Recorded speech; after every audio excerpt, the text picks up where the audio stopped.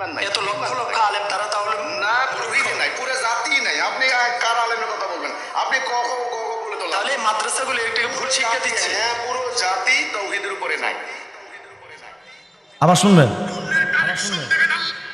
মানে সে বলতে চায় যে মানে এক সাংবাদিক তাকে প্রশ্ন করছে যে আপনি এই যে এত লক্ষ লক্ষ আলেম মুসলমান, তাদের বলে কারোর ইমান নাই, সব বেঈমান, আর আমাদের সেলিম ভাই শুধু হাসান বসরি।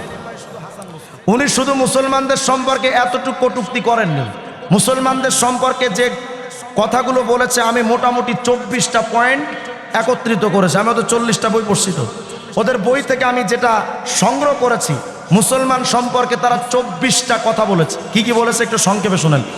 কয় মুসলিমরা অশিক্ষিত জাতি, মুসলিমরা কালেমা থেকে বিচ্যুত, মুসলিমরা সিরাতে মুস্তাকিম থেকে বিচ্যুত, মুসলিমরা ইসলাম থেকে বহিষ্কৃত, বর্তমানের কেউ মুসলমান নয়, বর্তমানের কেউ মুমিন নয়, মোগল শাসনের লোকেরাও প্রকৃত মুসলিম ছিল না, সকল মুসলমান ফাসেক, কাফের এবং মুশরিক। সকল মুসলিম যে কাফের এটা আলেমরা মানুষকে বুঝতে দেয় না, আলেমরা মানব রচিত তন্ত্রমন্ত্র মানে।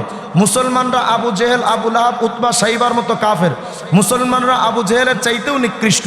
মুসলিমদের অন্তরে মোহর লেগে গেছে, মুসলিমরা আবর্জনা, মুসলিমরা মৃত লাশ, মুসলিমরা গলিত লাশ যা দুর্গন্ধ ছড়াচ্ছে। মুসলমানদের ইবাদত তথা ধর্মাবলম্বী অন্য ধর্মাবলম্বীদের মতো, মুসলমানরা মালাউন, মুসলমানরা ইহুদিদের চাইতে অভিশপ্ত, মুসলমানদের ইবাদত নিরর্থক, মুসলিমদের থেকে আলাদা হতে হবে, মুসলিমদের সাথে কোনো ইবাদত করা যাবে না, মুসলিমরা দাজ্জালের জাহান্নামে পড়ে আছে, সকল মুসলমানরা জাহান্নামে। এই 24টা কথা বলেছে মুসলমানদের সম্পর্কে।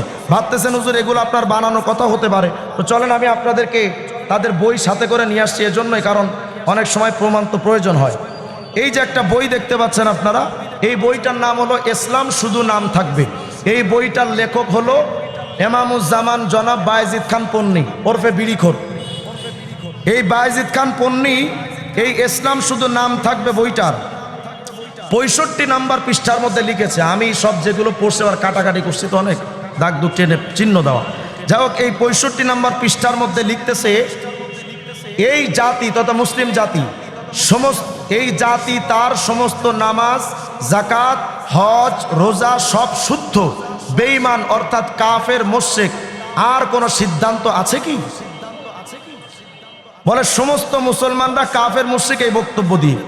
এরপরে এই বইটার আরেকটু পরে গিয়ে 76 নাম্বার পৃষ্ঠার মধ্যে 77 নাম্বার পৃষ্ঠার মধ্যে গিয়ে লিখতেছে রাসূলুল্লাহর সমসাময়িক সময়ের যাদেরকে আমরা কাফের, মুশরিক বলে জানি, অর্থাৎ আবু জেহেল, আবু লাহাব, উতবা, সাইবা, তাদের ধর্মীয় অবস্থা বর্তমান মুসলিম দাবিদারদের থেকে মোটেও আলাদা নয়। তার মানে বর্তমান মুসলমানদের ধর্মীয় অবস্থা আবু জেহেল, আবু লাহাব, উতবা এবং সাইবার মতো।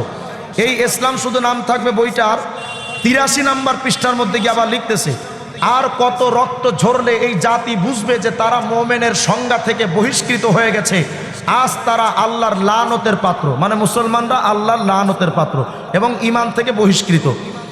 এই বইটার 83 নম্বর পৃষ্ঠার আরেকটু নিচে গিয়ে আরো স্পষ্ট করে লিখছে, সুতরাং 150 কোটির এই জনসংখ্যাটি যারা নিজেদেরকে কেবল মোমেন মুসলিমই নয় একেবারে উম্মতে মুহাম্মদী বলে দাবি করে থাকে, তারা যে কার্যত কাফের ও মুশরিক তা আমার কথা নয়, এ কথা স্বয়ং আল্লাহর।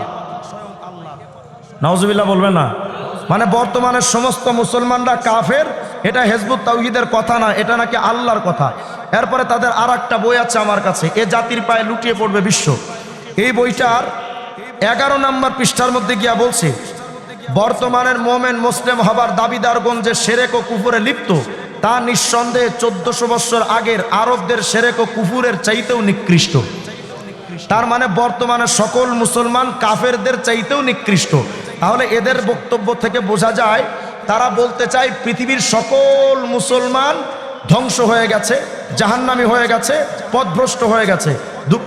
তবে আশ্চর্যজনক কথা হলো এই সমস্ত লোকদের ব্যাপারে 1400 বছর আগে আমার নবীজি আলাইহিস সালাম সতর্ক করে গেছেন, দেখো এমন একটা জাতি আসবে তারা সবাইকে কাফের বলবে, সবাইকে বেঈমান বলবে, ধ্বংসপ্রাপ্ত বলবে। নবী আলাইহিস সালাম বলেন, এমন কোন লোক যদি এমন কথা কয় যে সকল মুসলমান কাফের হয়ে গেছে, সহিহ ইবনে হিব্বান 5762 নম্বর হাদিস, নবী আমার বলেন, ইদা সামিতার রজুলা ইয়াকুল হালাকান নাস ফাহুয়া আহলাকুহুম, এই তোমরা যখন শুনবে কেউ বলছে যে সব মানুষ ধ্বংস হয়ে গেছে, জাহান্নামী কাফের মুশরিক হয়ে গেছে, নবী আলাইহিস সালাম বলেন ওই লোকটা সবচেয়ে বড় ধ্বংস, ওই লোকটা সবচেয়ে বড় গোমরা। এ কথা আমার না আল্লাহর?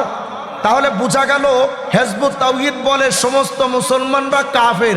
এই কথা বলার কারণে নবীর হাদিস থেকে বোঝা যায় হিজবুত তাওহীদের সেলিমরাই সবচেয়ে বড় কাফের। এরপরে সহিহ বুখারীর 6652 নম্বর হাদিসের মধ্যে নবী আলাইহিস সালাম বলেন, সাবধান, ওয়ালানুল মুমিনি কাকাতলিহি, মুসলমানদেরকে অভিশাপ দেওয়া তাকে হত্যা করার মতো গুনাহ। ওয়ামান রামা মুমিনান বিকুফরিন ফাহুয়া কাকাতলিহি, এবং যদি কেউ কোনো মুসলমানকে কাফের বলে সম্বোধন করে এটাও তাকে হত্যা করার মতো গুনাহ। সুতরাং বোঝা গেল।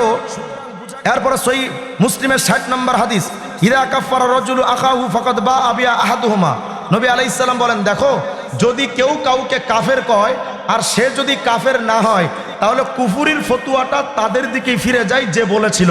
আচ্ছা বলেন, আমরা মুসলমান না কাফের? আমরা কি আল্লাহকে অস্বীকার করি, রসুলকে অস্বীকার করি, কোন সুন্নাতকে অস্বীকার করি, ফরজ ওয়াজিব অস্বীকার করি? তাহলে আমরা মুসলমান না কাফের?